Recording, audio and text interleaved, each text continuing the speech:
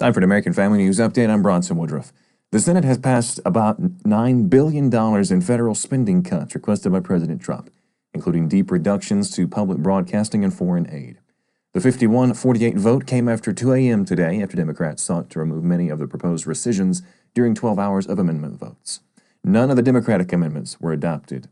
Senate Majority Leader John Thune said Republicans were using the president's rescissions request to target wasteful spending. But Senate Appropriations Committee Chairwoman Susan Collins said the bill, quote, has a big problem. Nobody really knows what program reductions are in it, end quote. More than 20 children are in custody of a California child welfare agency while authorities investigate a Los Angeles area couple and whether they misled surrogate mothers around the country. 15 children were removed from the couple's opulent home in Arcadia after an abuse allegation in May, and another six living in other places were also located. That's according to Arcadia Police Lieutenant Colin Ciadlo. They range in age from 2 months to 13 years, with most between 1 and 3. He said, quote, we believe one or two were born biologically to the mother. He continued, there are some surrogates who have come forward and said they were surrogates for the children. Ciadlo said 38-year-old Sylvia Zhang and 62-year-old Gojun Zun are believed to be the legal parents of all the children. The leader of Camp Mystic had been tracking the weather before the deadly Texas floods, but it's now unclear whether he saw an urgent warning from the National Weather Service that had triggered an emergency alert to phones in the area. A spokesman for the camp's operators said this on Wednesday. Jeff Carr is a spokesman for the family and the camp. He said that Richard Dick Eastland, the owner of Camp Mystic, began taking action after more than 2 inches of rain had fallen in the area along the Guadalupe River.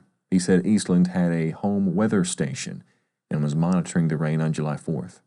But after initially portraying to the media this week that Eastland got the weather alerts about a flash flood, the Associated Press reports that Carr told them the critical moment in the timeline of the tragedy isn't as clear as the family and staff first thought. Carr said no one in the family or camp staff could now say whether Eastland got the alert at 1:14 a.m.